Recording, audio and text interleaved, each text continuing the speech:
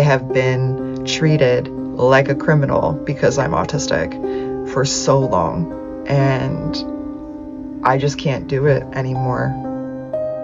My silence has allowed people to paint a story about me that was never true, that is so far from who I am as a person that it's actually kind of laughable. I don't know how to explain this because it's so heavy, and it's something that I've been carrying on my own for over 14 years. And people that know about it or think they know about it have only been told a story from someone who needs to be painted as the victim. It's a brand new day. Wake up every morning and say it's a brand new day.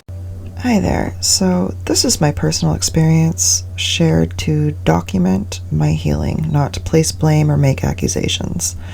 I would have been content to heal in silence, but a false story has lived a little too long in its place, and so, well, it's time I spoke up. I'm trying this thing called documenting my life, because I didn't document it. It's gotten me into a lot of trouble. Not me personally, just it's caused a lot of problems with my life because I haven't documented it. So I'm no longer documenting, I'm documenting just everything. Because I did it for 16 years and it's now bit me on the ass. Don't ever assume that you know someone's heart. Don't ever assume that your love is enough for them. Ever. Because sometimes it's not. Sometimes the lies people say get through. That sucks. I don't even have any plans for how I'm doing this. I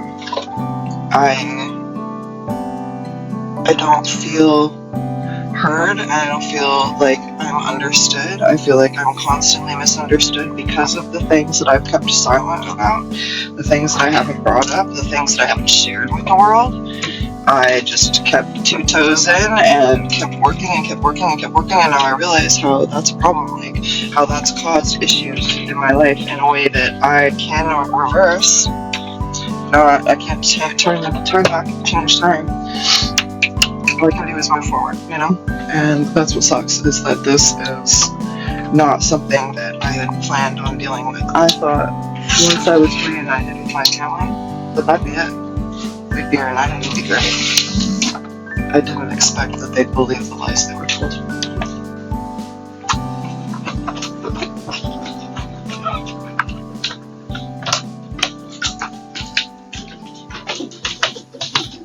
Hi, Papa. I think she's ready.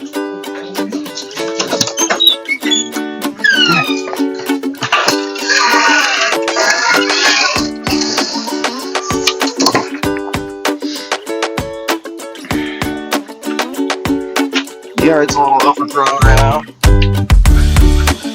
What are you doing, Jimmy? I see you, Jimmy. It's pretty chilly today. It's supposed to be warm.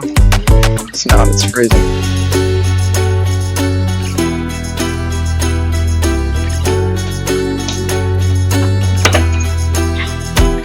Tripping over her phone. Debbie!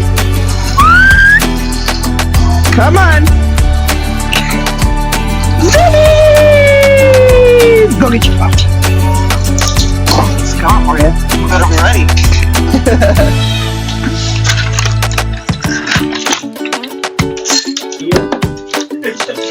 Was that for me? Smell your bone, Debbie.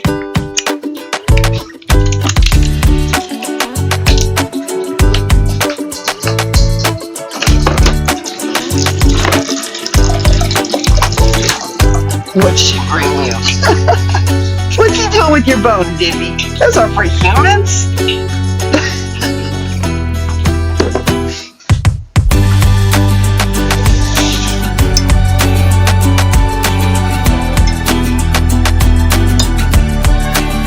Kitty.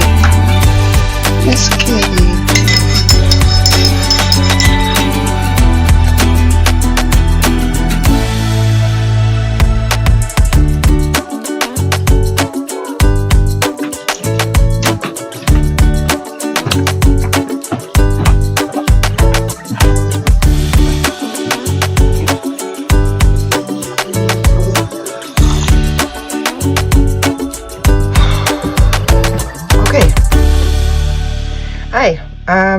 I'm LP. I'm not good at this. Not because I have a problem like talking to the camera, but I just feel like no one's gonna watch this. Like no one's gonna care, you know? So I feel like on the other end, like it takes away all the stress because I don't really think that anyone will see this, but I need to not be afraid to speak my truth. I need to not make myself shrink down to the comfort of others because they don't like hearing what they did to me.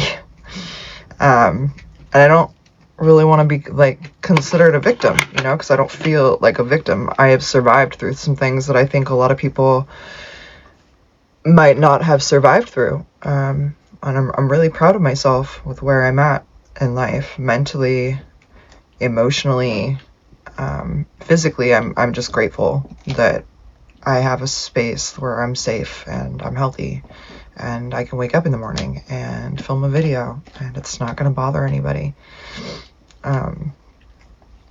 Yeah. So, a little bit about me. I'm autistic. I didn't know that I was autistic until last year, so it took me probably a whole year after. Well, I think maybe I've known a little bit longer than a year now. Maybe it's been a year and like 3 or 4 months. But it took me a while to acclimate to that information. I never thought that I was autistic. I thought that autism was something where they were unable to speak, and all the times that I ever met anyone that had autism growing up, they were always in a wheelchair, didn't have capabilities of taking care of themselves. So my understanding of autism was really, really skewed.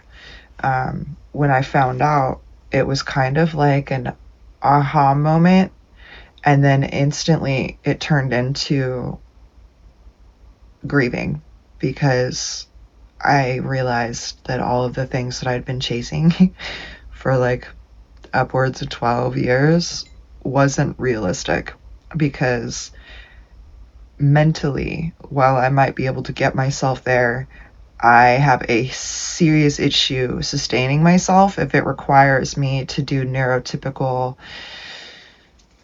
things. When it requires me to do things in a way that is neurotypically catered, I struggle. It's like swimming uphill or swimming upstream, you know? It doesn't work. It's really hard. And so after that initial grieving process, which took me about a year, I came into this awareness of like feeling really free. Like I had this expectation and all of these things on my shoulders for years, and I spent years struggling, not understanding why I couldn't get myself together, you know, like why can't I do what everyone else is doing? I'm working just as hard. I'm trying as everyone else. I'm doing everything everyone else is doing, and it still doesn't work for me. What's wrong with me?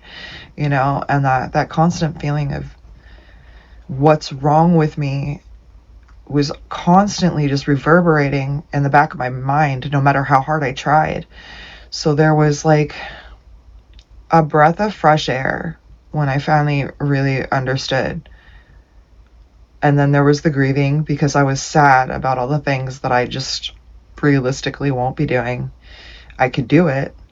It's not that I can't do it, but it would require me to extend myself in a way that may require a burnout, that might push me into a burnout that could last for years. And that's the scary part about being autistic, is that if you don't know you're autistic and you're out here just trying to run your life on a script that is catered to a neurotypical, you're gonna fail. There's no way to just keep pushing. I'm a perfect example of that. I pushed and pushed and pushed and just kept going and turned my other cheek. And all that happened was that I got burned out, and everyone in my life was like, well, why aren't you further? There's a dragonfly. It's really, no, it's a hummingbird. Wow. It was red. That was really cool. I've never seen a red humming. It was like all red, really bright. I've never seen a red hummingbird. super pretty. But yeah, I didn't realize the grieving process, and it's taken me some time.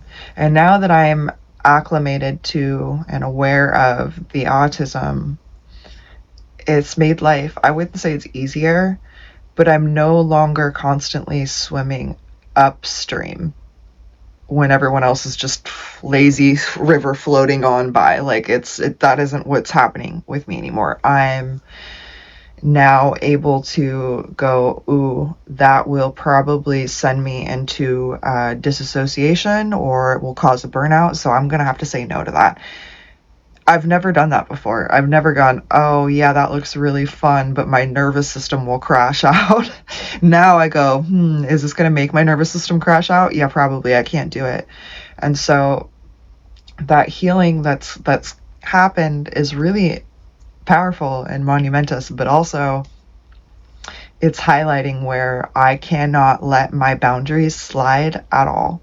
Like, I have to make sure my boundaries are where they are and I keep them here, meaning that I can't let people into my life. Like, maybe I have a family member that I love more than anything in the world. But if they don't come in a way that is healthy, if they are stuck in toxic loops, or if they have been taught how to deal with and connect with other people in toxic ways, I am having to remove people from my life. And I think this is where I'm really frustrated. I don't know how to explain this, because it's so heavy, and it's something that I've been carrying on my own for over 14 years. And people that know about it or think they know about it have only been told a story from someone who needs to be painted as the victim. So I'm really careful as to how I'm going to share my story, not because I'm worried about them, because quite honestly, I think their nervous system deserves a crash out. I really don't feel bad about people who have worked hard to harm others and then karma comes and crashes them out. I think that that's beautiful. I think that's a beautiful thing that happens, because I'm not out there being a bad person. So when karma comes out, karma usually hooks me up. I'll get money, I'll make new friends, I'll get all of these cool career opportunities that just come out of nowhere. That's how karma hits me, because I am not out here being a bad person. I've never been out here you know what? I don't like the way they're growing. I'm taking that growth personally. Let me fuck with them. That's not what I do. And that seems to be the norm for a lot of people who don't want to address their own issues. And so I'm coming into a realization that I've stayed silent about things for so long, and it's allowed a really, really bad person, actually a really bad family in general, to just run with that false narrative, run with that lie, smear my character, smear my name. And I've just turned the other cheek and turned the other cheek and turned the other cheek and stayed silent. I was taught that we don't fight wars that we don't agree with. We just don't fight them, you know. I was raised by people who were very strong, but they also weren't people that would go to war just to go to war. They weren't combative, you know. They never reasoned to be that way, and I'm not combative either. I might have been when I was younger, trying to prove something, you know, and I think that a lot was the autism in my mind going, why am I not like everybody else? I gotta go harder. So for a little bit when I was younger, I was a bit combative, but I've grown out of that. That's not something that I take with me. I don't put my combative shirt on and go, okay, let's go outside. I just don't see the point in it.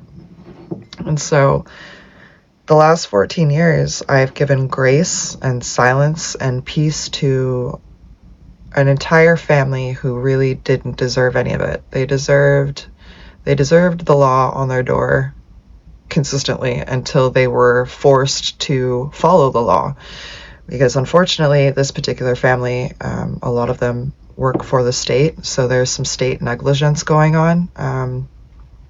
It is illegal to have a family member work for the state and then state documents go missing, things change. So I've dealt with things on my own as an autistic woman for a long time. And for a long time, because I didn't know that I was autistic, I was embarrassed. I was embarrassed that I couldn't go to war with these people. And I felt like I was in the wrong because that's how I've been treated. I was told that because my father got sick and I wasn't able to be around him, like I crashed out. I left him. And it's my biggest regret in life. One of them. I have a few. But I can't take it back. I can't take it back the fact that when my father needed me and he was dying, I got scared and I ran. And that's heavy and people don't want to hear about that. But this is the shit that I have within me, you know? So I don't have the capability to just go out and be light and airy and free. And so for a long time, I was just compartmentalizing this pain, this heaviness, and putting it in and putting it in and putting it in and putting it in. It got to a point where it just started to come up. It started to overflow. And as it began to overflow, I realized that the reason that I was in so much pain is because I've kept silent about things that I did not choose. I did not choose to be removed from my child's life. I never chose that. My father was sick, and I crashed out for a little bit when I was younger. And what I needed was grace. What I needed was anyone to go, hey, I know that you are not okay right now. Come over here. And at that age, people saw me as an adult. Oh, well, she's 21. She knows what she's doing. I didn't. My brain was not developed like the rest of the people my age. And it's never been developed the way that people my age are supposed to have our brains developed. My brain has always taken a little bit of time. I've always been a slow riser. I've always been a late bloomer. It's not really an issue with me per se, other than the fact that it's been a punishment against me. Like, I have been treated like a criminal because I'm autistic for so long, and I just can't do it anymore. My silence has allowed people to paint a story about me that was never true, that is so far from who I am as a person that it's actually kind of laughable. And now I have a 16-year-old who was kept from me for the last 5 years. Well, longer than that, but we had at least contact with each other until the last 5 years. And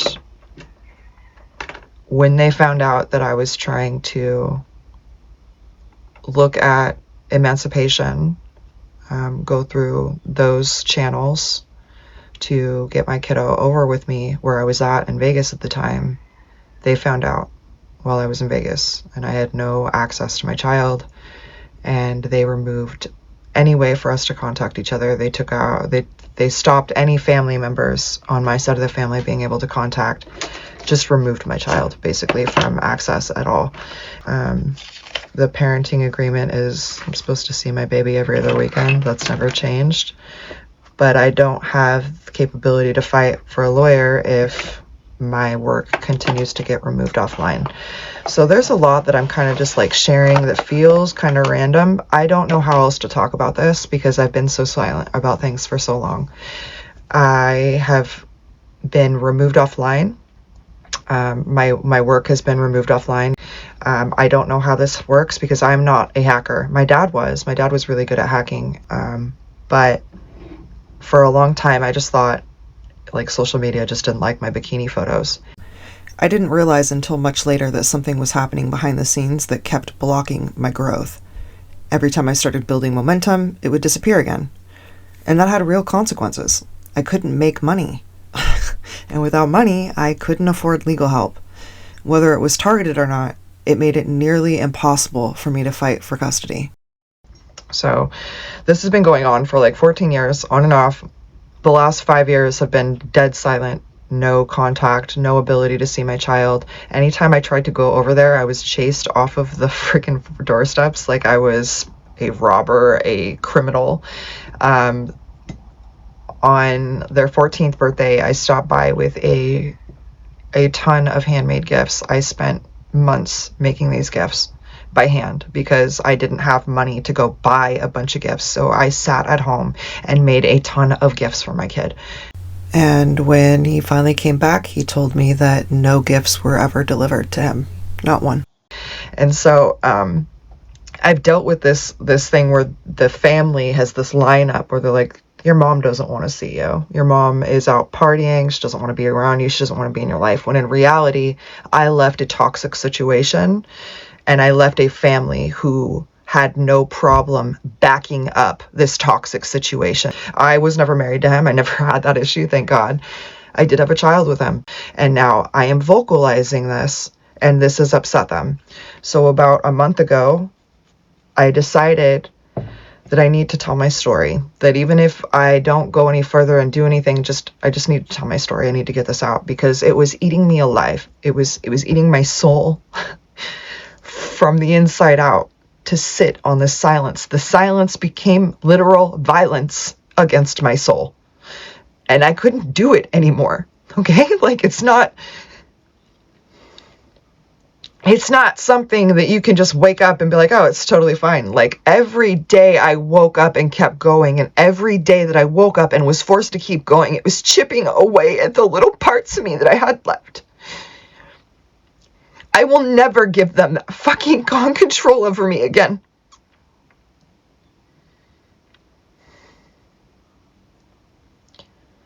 So I decided to tell my story. And I had a podcast at the time. Well, it's still up. I just don't update it. I had a mindset podcast, and I used to talk about mindset, manifestation, all of that, all the time. That was what I did. When access was taken from my child, I crashed out. I was in Vegas. I was in a space where I was not able to come over and get my child. At the time, I was dealing with business situations that, from my understanding, were illegal. What was happening was not right, and I do feel it violated my rights. Not knowing I was autistic opened me up to so many problems that I would never deal with now because I know how to spot them. But then I didn't know, and I assumed that if somebody was in there for business, they were in there for the right reasons. I assumed people were going at business the way I was going at business, which was with integrity and honesty and loyalty.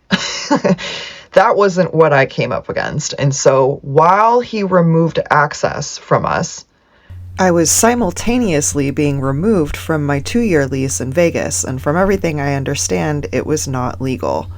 I still don't know how they got away with it. Everything hit me at the same time, and I hit a level of rock bottom I didn't think was possible. I thought I was already at rock bottom, to be directly honest. I thought that I was already at rock bottom. I didn't realize that there was more. It could be worse. And so I hit a place where I almost didn't survive. My quality of life was so bad. Getting up in the morning, getting out of bed, living in a place where I was paying for a room after being illegally removed off of a lease that I was put on to do a business with someone who I didn't need to be in Vegas. I didn't need to leave my kid to go do all that. That was a hard lesson. And what it's taught me is my ability to hold boundaries, because I didn't have boundaries, and I learned the hardest way possible what happens when you don't have boundaries. So after I posted the podcast, I honestly didn't expect much from it because I hadn't updated in that podcast in like 3 years. I mean, it had been a long time. And so I didn't expect to have many people, if any, hear it, sit and listen. I just didn't expect that to be a thing.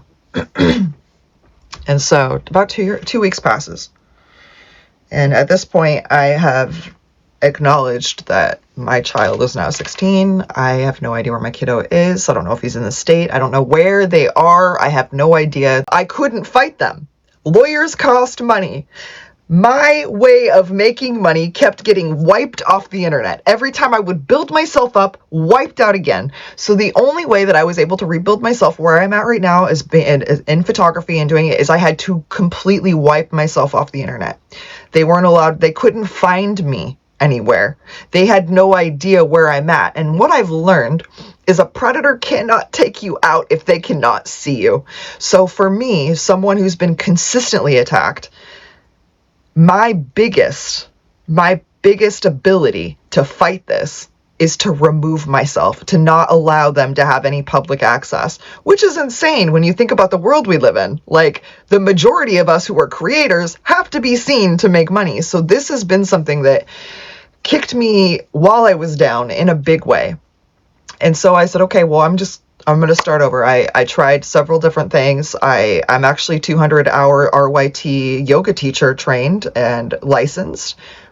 But I had a panic attack trying to teach a class with just 4 or 5 girls who were all also taking the classes, because apparently my autism doesn't do well being up at the front of the class with everyone. That was a absolutely no, we are not doing this. Never mind the fact that I've been a runway model for years. No, that didn't matter. It was different. It wasn't runway. It was completely different. My brain is trained on runway. No one's talking to me. They're looking at the clothes. They're not really looking at me. I'm basically a walking mannequin. That was a completely different thing. So where I figured I'd be okay, I wasn't. That was a crash out. I could not do that. So not only did we spend money to get my license to make it so that I could do this, but that money was wasted because I couldn't follow through. And that has happened so much in my life where people are like, well, why aren't you further? You don't understand. I have quite literally tried everything. I could tell you what works and I could tell you what doesn't work. Editing, I'm great with editing. Photos, I'm great with photos. Videography, I'm great with that because it allows me to be super creative. There's no cap on how I need to exist. I can just do what I need to do. That's my happy place. That's where I need to be. So about 2 weeks after the podcast was out, I was in my room sleeping. Black curtains. I sleep with the little thing over my head. I've got like a the thing, satin thing for your hair, and then I have like the thing here. Like, I just have all the things, and I have like music that plays, and like I'll have like, it sounds like rain is playing. I have so much going on in my room when I sleep, just because it's what makes me feel safe and helps me sleep. So I wake up to my 16-year-old walking into my room saying, Mama, Mom, Mama. And I thought it was a dream. I had also gone to bed a little bit later that night. I want to say it was like 3 or 4. And I had taken a Benadryl before I went to bed. It makes me really, really, really drowsy if I take it during the day. So I have to take my Benadryl right before I go to bed. So when I wake up that day, I'm pretty much like safe from the allergies. It actually works if Benadryl makes you drowsy, side note. But my kiddo showed up, and I hadn't seen them in 5 years, and it was a shock. And when my system gets a shock of any type, what happens is I disassociate. And this is simply because I am healing from a lot of trauma, like a lot of trauma, things that I'm not ready to talk about.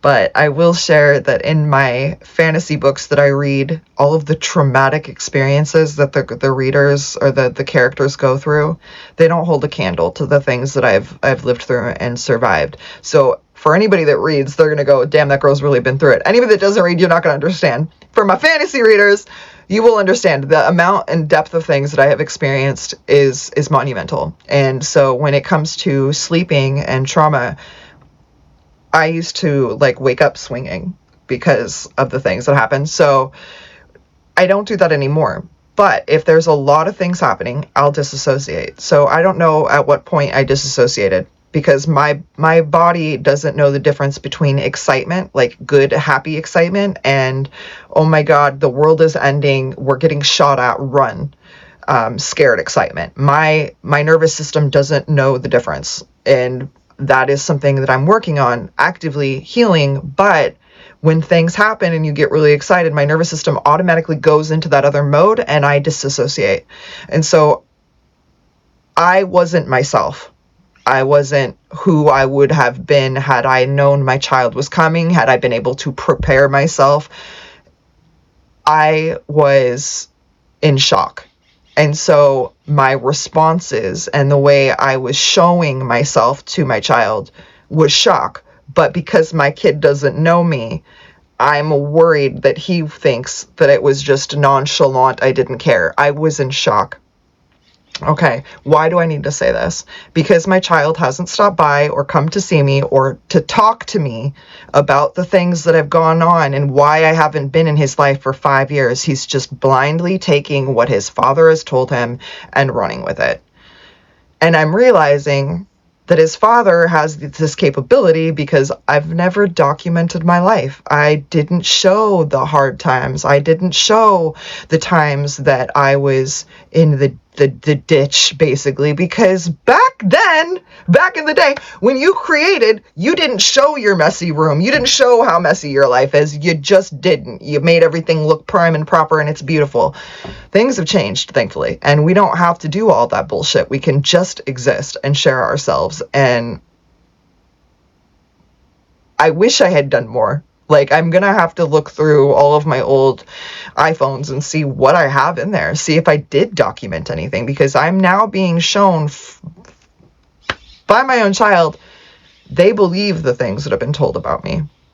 They believe those lies. They believe the stories, because where were you for 5 years? I was crashed out, baby. I was crashed out. I was picking myself up out of the trenches and had no one to do it at all. There was no one else there to help me. It was me. And if I hadn't picked myself up out of the trenches this last time, I don't think I'd be here right now. And that isn't being dramatic. It's just what it is. I was at my wit's end. I'm proud of myself. I want to state that. I'm proud. I'm so proud of myself, because this is not easy. I don't think the people that have put me through this could endure this. I think that they would break within a day. I don't even think they could handle a full 24 hours of the treatment that they've given me for the last 14 years.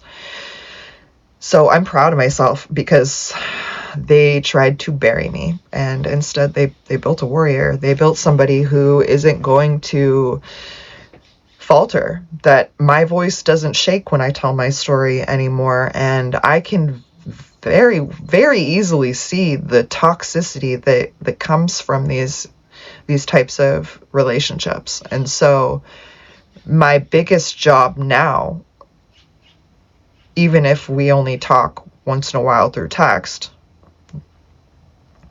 is to ensure that my child knows that the things that has been shown to him and taught to him, those aren't necessarily the way you want to address life or deal with humans or treat humans in general. Just because the people you have been surrounded around do it does not make it right, okay? A lot of things that are bad in this world are normalized.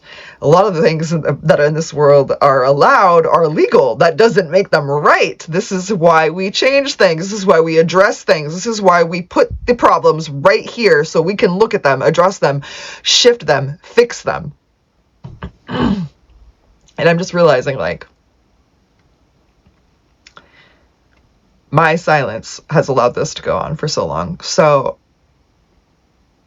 I'm not going to be silent anymore. I'm going to share my life. I am going to show all of it, because not doing so has put me in this mindfuck of a predicament. And this is the only way I know how to fix it. I don't have a ton of money to fight this. I don't have people in my back pocket that will break the law to make sure that I can stay with my child. I don't have that. That's probably awesome, but I don't have that. And it's not right to have to fight that. So yeah, I guess this is where we're at, is that I don't know what else to do. So I'm just going to start talking, and I'm just going to publish it. And I don't really even care if anyone sees it. I need to say my story. I need to tell my truth and not have a bunch of people jump up and be like, she's lying, that's a lie. Like, why would I lie? What the fuck? I wish I had the comfort to just find somebody I don't like and attack them. You know, that's a privilege. Do you realize that is a privilege, to be comfortable enough in life to just attack somebody that you don't like? That is a fucking privilege, and a privilege a lot of people don't have right now. Like, I have been going and waking up and just hitting the road going, and I haven't stopped. In like 14 years, I haven't stopped and thought about the things that I've gone through. I haven't stopped and gone, damn, I did that. I haven't really talked about the things I've done, the things I've achieved. I've just kept going. And now I'm at a place where it's like, it was one thing to keep us apart. It's a whole other thing to literally sow hatred and lies into your child's mind so that you can win a fight that I'm not even fighting with you. I want nothing to do with you. So it's a wild work. That's wild work. This wild work to do that. It is insane. So yeah, my name is LP. I am an autistic photographer, and this is my truth. I am a mess. I have been a mess for a while, and holding it in, trying to be something I'm not is, I mean, I was never trying to be something I'm not, but okay, let me clarify. I definitely was trying to be something I wasn't.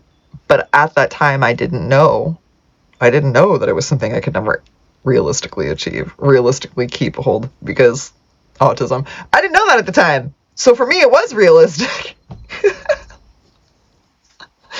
I digress. I don't know what I'm doing with this. I don't want to just randomly put videos on the internet. I want to provide value.